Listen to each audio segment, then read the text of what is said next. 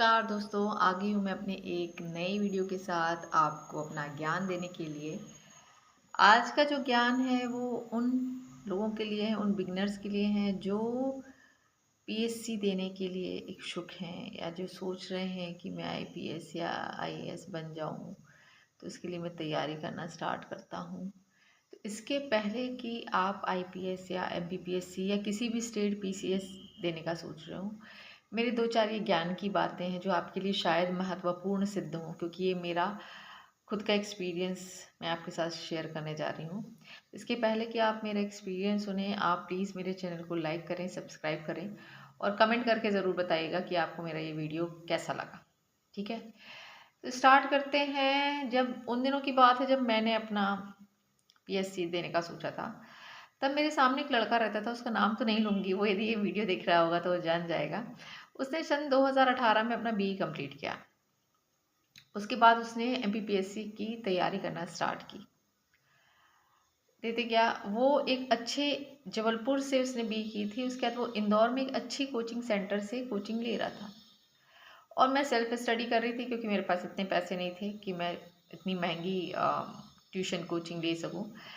तो एक चीज़ मैंने जो एनालाइज की वो मैंने ये की, मैं अपनी बड़ाई नहीं कर रही हूँ, पर मैंने ये की कि कोचिंग संस्थान में पढ़ने के बावजूद भी उसका प्री और मेंस, प्री में जो नंबर आता था वो मेरे से या तो एक नंबर ज़्यादा रहता था या एक नंबर कम रहता था।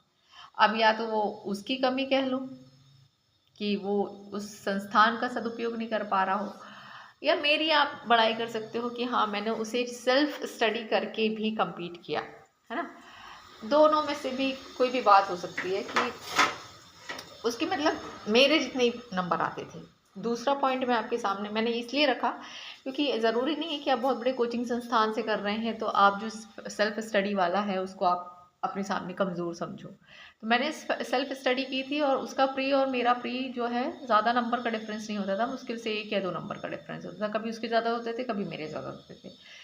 तो उसने बी करने के बाद पीएससी की प्रिपरेशन स्टार्ट की और टिल नाउ 2025 चल रहा है। अभी आप काउंट कर लीजिए, 2019, 20, 21, 22, 23, 24, 25, 7 साल हो गए हैं उस लड़के को उसी परीक्षा की प्रिपरेशन करते हुए। एंड एज ऑफ नाउ उसके पास कोई जॉब भी नहीं है।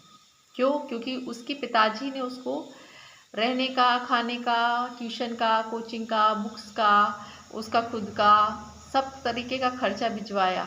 वो जैसा बोला उसने किया उसके पिताजी ने। पर मेरी उन युवा यूथ से ये रिक्वेस्ट है कि बिल्कुल अंधाधुन भेड़ की चाल ना चलें। पहली बात, ग्रेजुएशन के बाद यदि आप स्टार्ट कर रहे हैं तो भाई 3 साल का समय लीजिए। उन 3 साल में भी आप साइड में कोई जॉब पकड़ के चलिए। ठीक है, कोई भी जॉब, उसको जारी रखिए जॉब को। अभी एक्सक्यूज मत दीजिएगा कि जॉब में रहते मैडम मैं फोकस नहीं कर पाऊंगा, मैं ऐसा नहीं। सब होता है, इंसान ही करता है। ऐसे बहुत से लोग हैं जिन्होंने जॉब करते करते बहुत अच्छे अच्छे पद लिए हैं। मैं अपनी सगी बुआ की बेटी की बात करूं तो आज उसने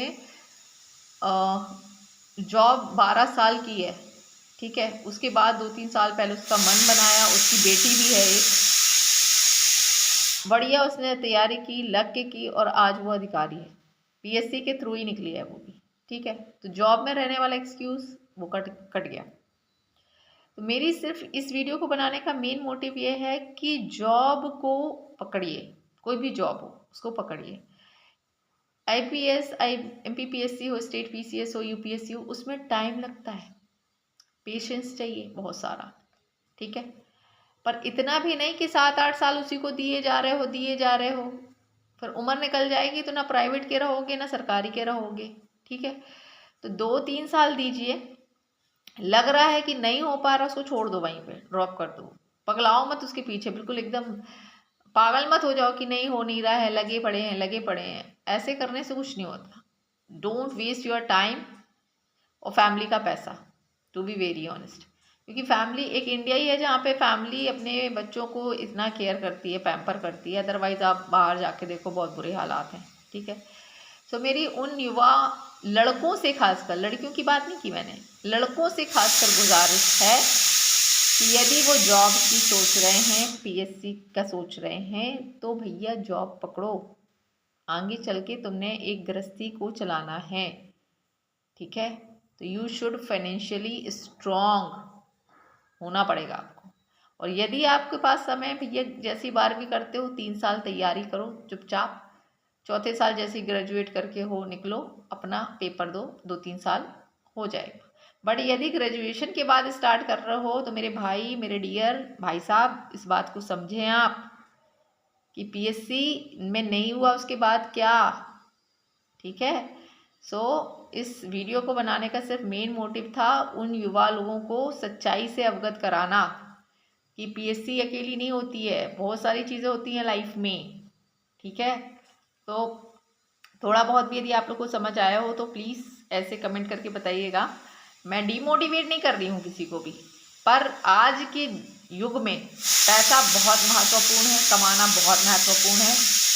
मैं पंजाब में हूँ, अभी 20 से 22 हज़ार रुपये सिर्फ ट्यूशन पढ़ाती हूँ, 3:30 से सुबह 3:30 शाम से 6 बजे तक, 3:30 शाम को बैठती हूँ, 6 बजे तक लेती हूँ फुर्सत।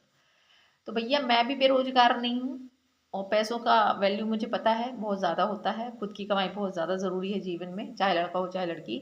मेरी हम्बल रिक्वेस्ट है उन युवाओं से कि अंधी दौड़ में भेड़ों की तरह मत भागो, अपने आप को एनालाइज करो। यदि कर लोगे, ठान लिया है तो 2-3 साल में कर लो, और नहीं कर पा रहे हो छोड़ दो, चुपचाप जॉब पकड़ो, ठीक है। Thank you.